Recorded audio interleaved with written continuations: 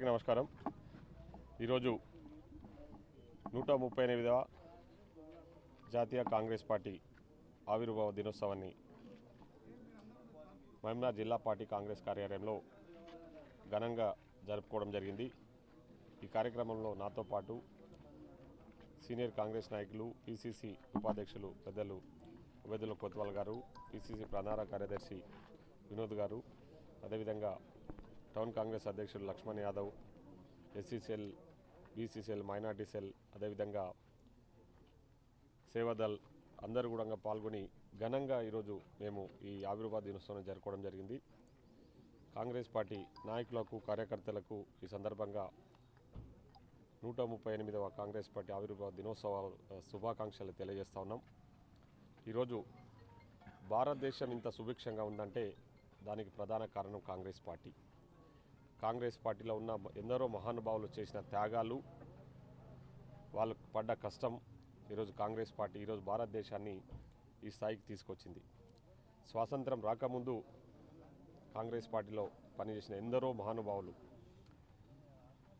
పండిత్ జవహర్లాల్ నెహ్రూతో తీసుకుంటే స్వాతంత్రం కోసం పోరాటం చేసి జైళ్ళకు వెళ్ళి స్వాతంత్రం తెచ్చుకోవడం జరిగింది.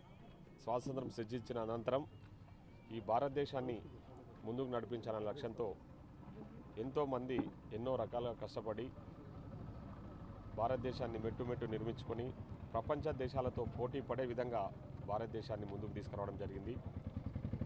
భారతదేశం పురోగతి సాధించడంలో కాంగ్రెస్ పార్టీకి సంబంధించిన పెద్దలు శ్రీమతి ఇందిరాగాంధీ గారు, శ్రీ రాజీవ్ గాంధీ గారు వారి ప్రాణాలను సైతం లెక్క చేయకుండా ఈ దేశ సార్వభౌమత్వం కోసం, సౌరభత్వం కోసం పాటుపడ్డ ఘనత కాంగ్రెస్ పార్టీది. ఈరోజు అదే బాటలో శ్రీ రాహుల్ గాంధీ గారు, శ్రీమతి సోనియా గాంధీ గారు, మా ఏఐసిసి అధ్యక్షులు మల్లికార్జున ఖార్గే గారు, ఈ రాష్ట్ర ముఖ్యమంత్రి శ్రీ యనమల రేవంత్ రెడ్డి గారు ప్రయాణం చేస్తూ ఉన్నారు.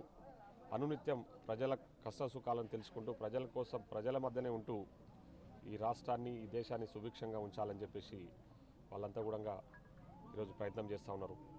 మొన్నటి వరకు ఈ రాష్ట్రంలో ఒక అరాచక పాలన ఉండే, ప్రజలందరూ ఒక నిర్ణయం తీసుకొని ఆ అరాచక పాలన అందముందించేసి కాంగ్రెస్ పార్టీని అధికారంలోకి తీసుకురావడం జరిగింది. ఈరోజు కాంగ్రెస్ పార్టీ పెద్దలు, ఈ రాష్ట్ర ముఖ్యమంత్రి శ్రీ యనమల రేవంత్ రెడ్డి గారు ప్రజలకు అందుబాటులో ఉండాలి, ప్రభుత్వమే ప్రజల దగ్గరికి వెళ్ళాలని చెప్పేసి ఈరోజు ప్రజాపాలన అనే నినాదంతో ముందుకు పోతూ ఉన్నాం.